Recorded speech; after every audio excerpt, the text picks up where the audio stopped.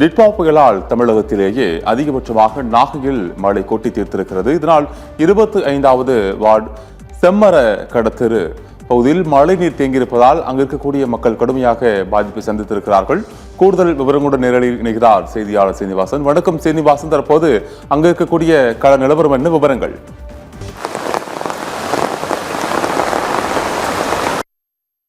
வங்கக்கடலில் உருவாகியுள்ள டிட்வா புயல் காரணமாக நாகப்பட்டினம் மாவட்டத்தில் பரவலாக கனமழையானது பெய்து வருகிறது. குறிப்பாக சொல்ல வேண்டுமென்றால் கடந்த 24 மணி நேரத்தில் நேற்று காலை 8:30 மணி முதல் இன்று காலை வரை கிட்டத்தட்ட 98 சென்டிமீட்டர் மழையானது மாவட்டம் முழுவதும் பெய்துள்ளது.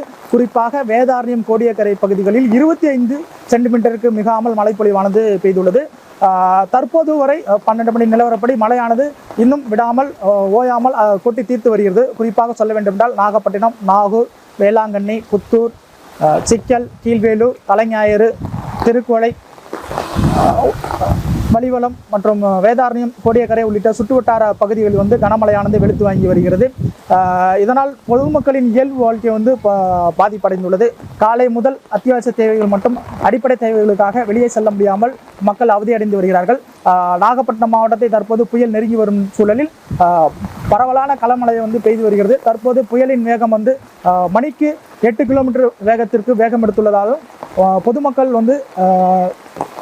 பொதுமக்களுக்கு தேவையான அனைத்து அடிப்படை வசதிகளும் செய்யப்பட்டுள்ளதாக மாவட்ட நிர்வாகம் சார்பில் தெரிவிக்கப்பட்டிருந்தாலும் தற்போது உள்ள நிலவரத்தின்படி கொட்டி தீர்த்து வரும் கனமழையால் வீடுகளிலும் சாலைகளிலும் மழைநீர் தேங்கியுள்ளது. இங்கு உள்ள பொதுமக்களிடம் எவ்வாறு அவதியுறுகிறார்கள், இந்த மழையால் எவ்வாறு பாதிக்கப்படுகிறார்கள் என்று கேட்டு தெரிஞ்சுக்கலாம்.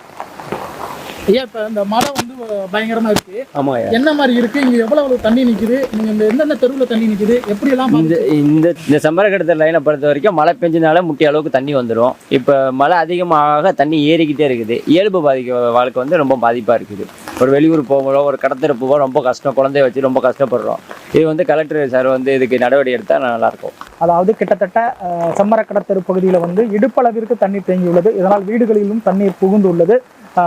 இது அப்புறப்படுத்துவதற்கான பணிகளை அதிகாரிகள் உடனடியாக ஈடுபட வேண்டும் என பொதுமக்கள் சார்பில் ஒரு கோரிக்கை எழுந்து வந்தாலும் தொடர்ச்சியாக நாகப்பட்டினம் நகர பகுதியில் முற்றிலுமாக மழைநீர் சூழ்ந்துள்ளது. குறிப்பாக சொல்ல வேண்டுமென்றால் பேருந்து நிலையம், தேசிய நெடுஞ்சாலைகளிலும் தண்ணீர் தேங்கியுள்ளதால் வாகனங்கள் செல்வதற்கும் பெரிய இன்னல்கள் ஏற்பட்டுள்ளது.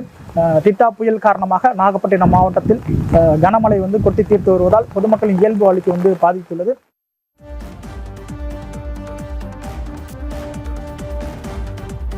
தகவலுக்கு நன்றி சீனிவாசன்.